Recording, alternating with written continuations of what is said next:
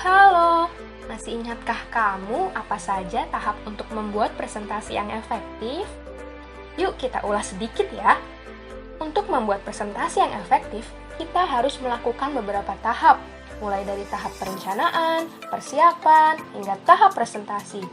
Pada video sebelumnya, kita sudah membahas tentang tahap perencanaan. Ada yang masih ingat?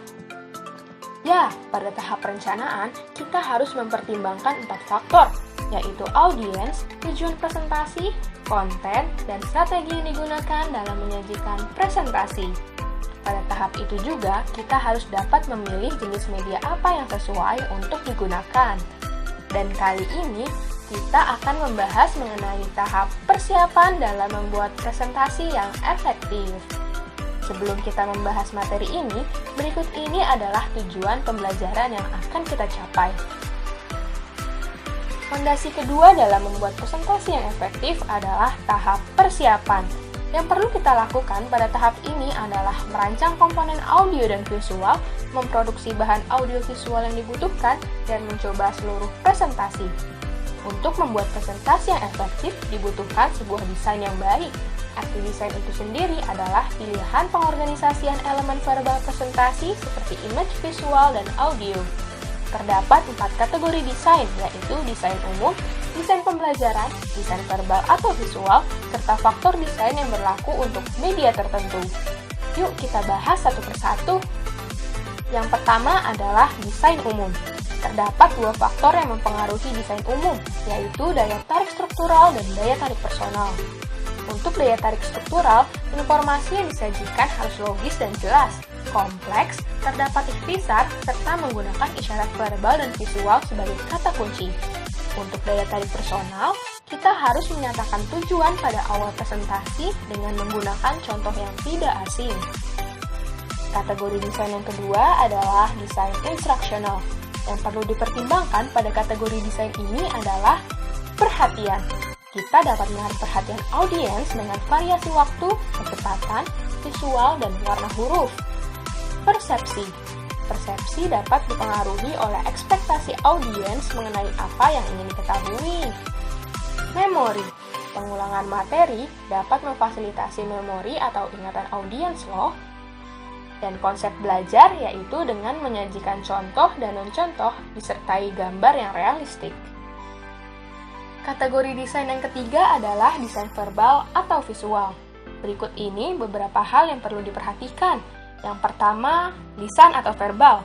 Gunakan kata-kata sederhana atau kalimat pendek agar pesan dapat tersampaikan. Dalam memilih visual atau gambar, kita harus mempertimbangkan aspek kesederhanaan ya. Selanjutnya, kita harus memperhatikan faktor keterbacaan huruf yang meliputi ukuran huruf, gaya huruf, jarak antar kata dan baris, serta tingkat kekontrasan warna yang digunakan. Selain itu, kita dapat menyisipkan grafik dan diagram untuk menunjang presentasi kita. Terdapat 3 jenis yang paling umum digunakan, yaitu grafik garis, diagram batang, dan diagram lingkaran. Kemudian, faktor yang perlu diperhatikan lagi adalah hubungan antara visual dan verbal. Kita harus memilih elemen visual yang dapat menyampaikan pesan. Kemudian, tambahkan kata-kata agar visual tersebut lebih komunikatif. Kategori desain yang selanjutnya adalah desain media spesifik. Berikut ini ada beberapa media yang biasa digunakan. Yang pertama, papan tulis atau flip chart. Yang perlu diperhatikan dari media ini adalah keterbacaan huruf, angka, serta simbol yang digunakan pada media ini. Yang kedua adalah slide atau overhead transparansi. Kita harus dapat memilih dan mengatur gambar dengan hati-hati dengan menggunakan teknik fotografi yang sesuai.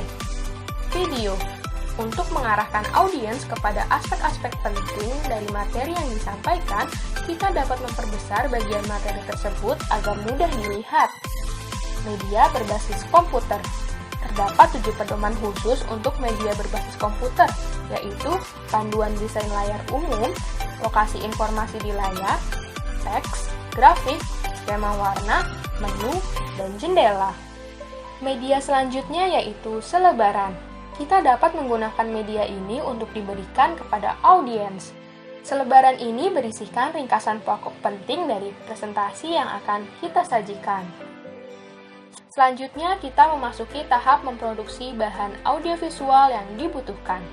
Proses produksi sangat bervariasi, tergantung pada proses yang sedang diproduksi, perangkat yang tersedia, dan kendala budget. Dan langkah terakhir yang perlu kita lakukan pada tahap persiapan membuat presentasi ini adalah latihan. Latihan merupakan kesempatan untuk mencoba dan memeriksa semua aspek presentasi yang sudah dibuat.